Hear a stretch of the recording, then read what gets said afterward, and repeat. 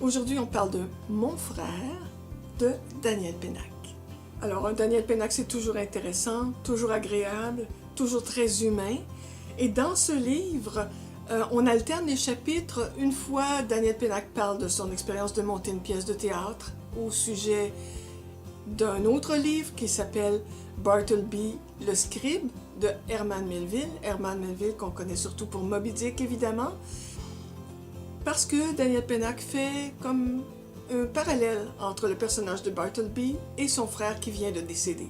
Alors c'est un livre qui est un petit peu, qui est triste, mais en même temps qui est très serein, très heureux,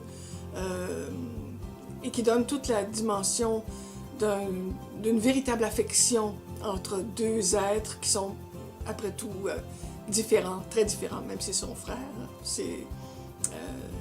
Et le deuil, c'est aussi une occasion de se rappeler les bonnes choses de la personne qui est disparue.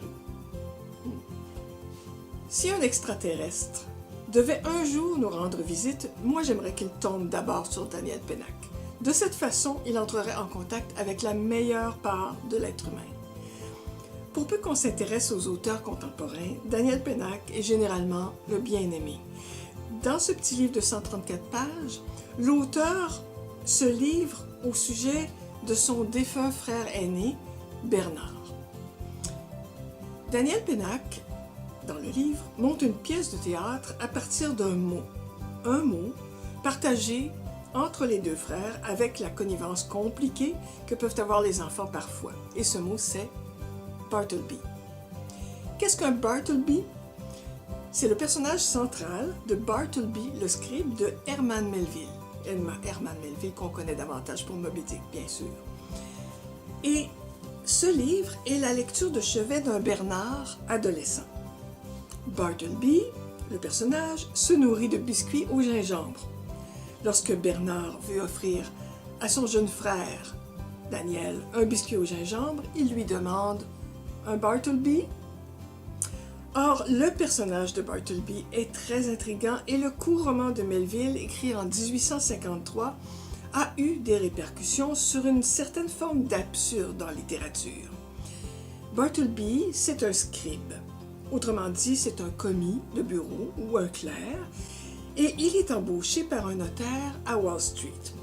On installe le nouveau scribe dans un coin de l'office, et Bartleby ne le quittera plus, mais alors littéralement plus.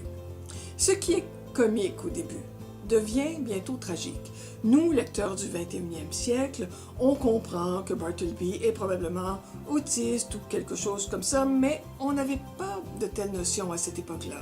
Pour Daniel Pénac, le souvenir du biscuit au gingembre renommé Bartleby est ludique et réconfortant. Pour Daniel Pénac, Bernard est le Bartleby de Herman Melville. Pendant qu'il prépare sa pièce, les souvenirs de son frère, la révolte contre une mort précoce due à une bête erreur médicale, tout cela afflue avec la tristesse et le deuil. C'est un livre très humain que je vous recommande là, Mon frère, aux éditions Gallimard, 132 pages, Daniel Pénac. C'est un livre que j'ai trouvé intéressant. Ce qui est spécial avec ce livre aussi, c'est qu'il n'est pas paginé. Ça ne veut pas dire que vous ne pouvez pas vous y retrouver facilement, mais disons qu'on suit l'index des recettes. J'ai trouvé, un aspect que j'ai trouvé intéressant, c'est que, évidemment, c'est un livre qui est beaucoup basé sur le fait qu'on cuisine pour la famille, donc pour les enfants. Et beaucoup de recettes utilisent la cayenne, le sriracha. C'est un beau livre et c'est bien documenté, c'est bien fait. C'est un livre qui soigne la nutrition de plusieurs façons et c'est ce qui est intéressant pour y référer au moins pour 6 semaines, puisque c'est ce qu'est le livre. 6 semaines, 105 recettes et donc c'est un bon départ pour varier les menus et se nourrir très très bien. Les menus Solutions Famille de Isabelle Huot et Nathalie Régimbal. Se nourrir. Ça devrait être simple, c'est devenu très compliqué et ce l'est encore plus lorsque vous avez une famille à nourrir et que vous faites du slalom entre les horaires, les goûts et les allergies de chacun. Cuisiner des repas à la maison est devenu un acte agréablement subversif, un pied de nez à l'industrie du prêt-à-manger qui voudrait bien qu'on soit tous des idiots qui ne savent pas faire cuire une patate. Les plus sensibles aux tentations du prêt-à-manger, ce sont les enfants. C'est la raison pour laquelle il vous faut organiser une joyeuse résistance en mettant toutes les mains à la pâte, les grandes mains de papa et maman et les petites mains des enfants. Cette éducation à la nourriture sera primordiale dans quelques décennies. Mais par où commencer? Ce livre est un très bon départ pour une aventure culinaire de 6 semaines. Préparez-vous, ce sera un délicieux voyage. Commençons par faire les bagages, c'est-à-dire garnir et gérer le garde-manger. Voilà une page qui vous sera bien utile. Ce sont les ingrédients qui composent les recettes. Des épices et des fines herbes qui font toute la différence. Des matières premières comme la farine et le riz et des vinaigres, huile, beurre, miel et sirop d'érable que vous avez probablement déjà sous la main.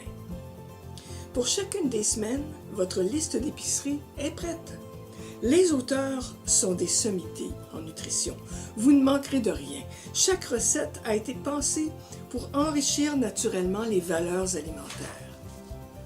On revient tous d'un long voyage un peu changé et vous constaterez, j'espère, que les papilles gustatives de vos enfants auront gradué vers une connaissance plus vaste dans le monde des saveurs. Les menus Solutions Famille, 6 semaines, 105 recettes rapides, 224 pages, les éditions du journal. Vous pouvez emprunter ces livres dans une des bibliothèques membres du réseau Biblio de la Montérégie. Et bonne lecture!